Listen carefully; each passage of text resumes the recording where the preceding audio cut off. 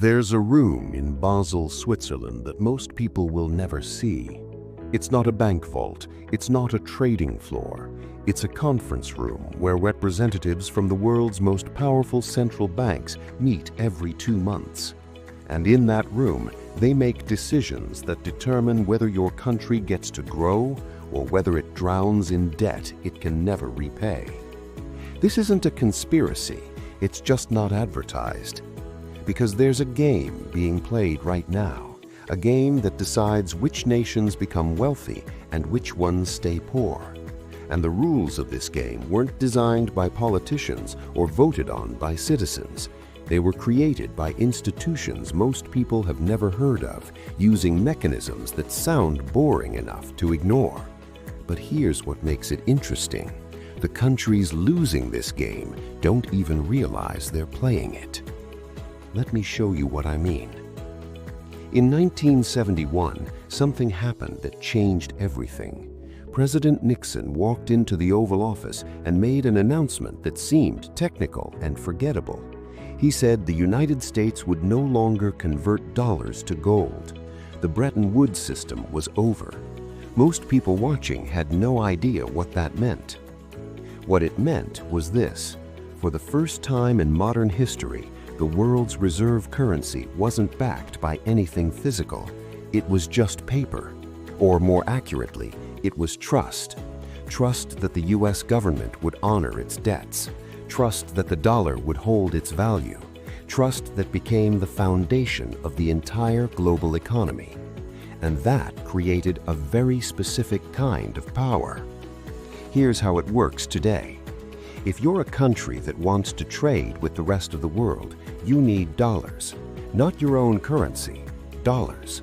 Because oil is priced in dollars, international debt is issued in dollars, most global contracts are written in dollars.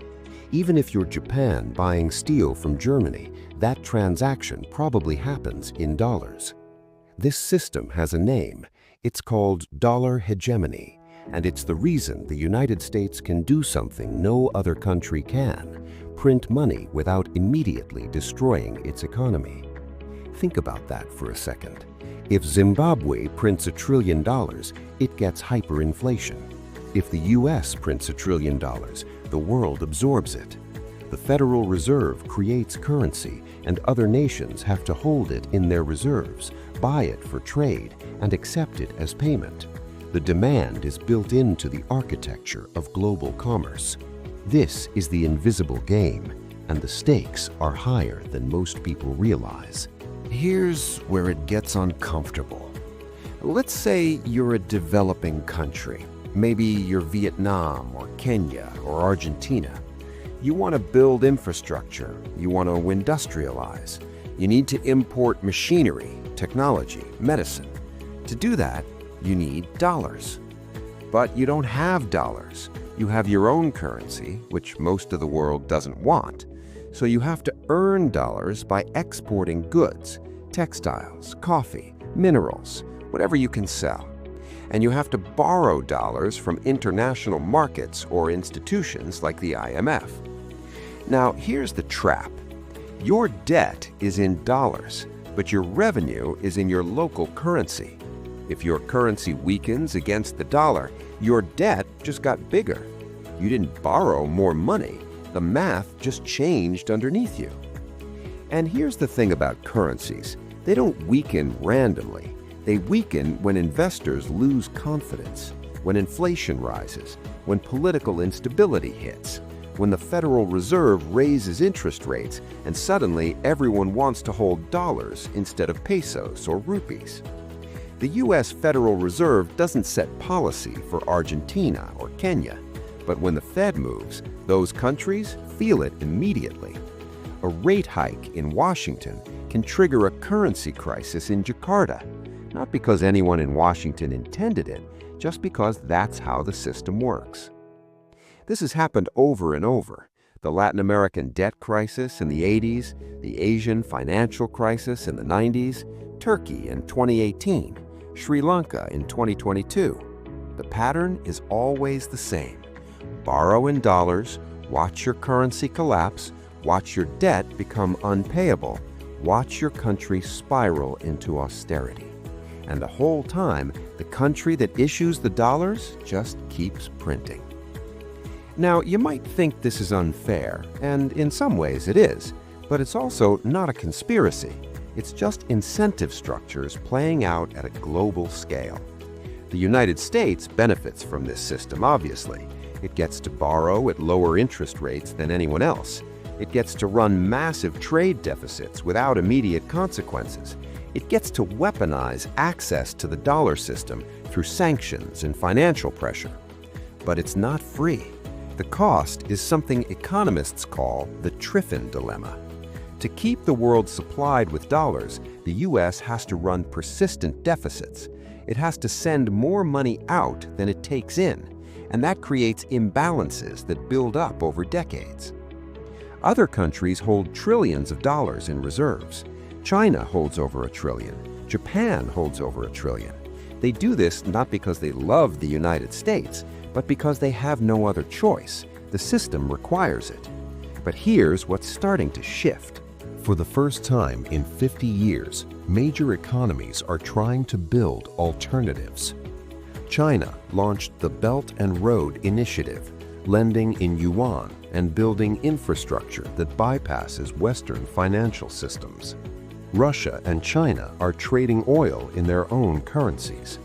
The BRICS nations, Brazil, Russia, India, China, South Africa, are discussing a shared currency for trade settlement.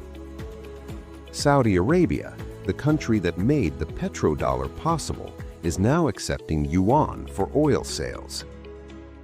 None of this has broken dollar dominance yet, not even close. The dollar still represents about 60% of global reserves.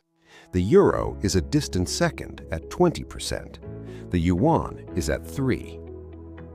But the direction is clear.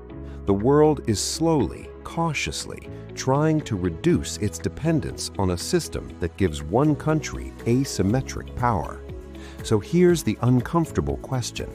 What happens if that system breaks? If the dollar slowly loses its reserve status, interest rates in the U.S. rise. Government debt becomes more expensive. Trade deficits become harder to sustain. Inflation becomes harder to export and harder to control.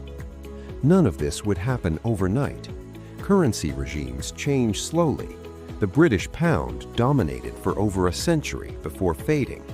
But when transitions happen, the countries that benefited most from the old system rarely benefit from the new one. Here's the strange part. The game that decides which countries get rich isn't about talent, resources, or effort. It's about proximity to the currency everyone else needs.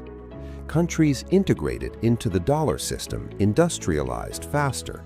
Countries outside it struggled with debt and instability, not because they were worse, but because the structure was different.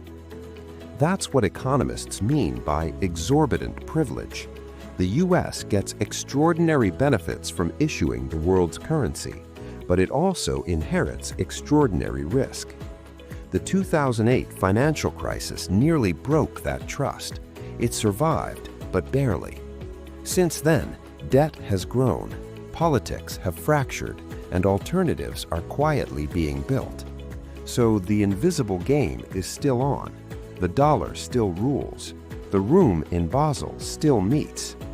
But trust isn't permanent, and systems that feel unbreakable have a habit of breaking right after everyone stops believing in them at the same time.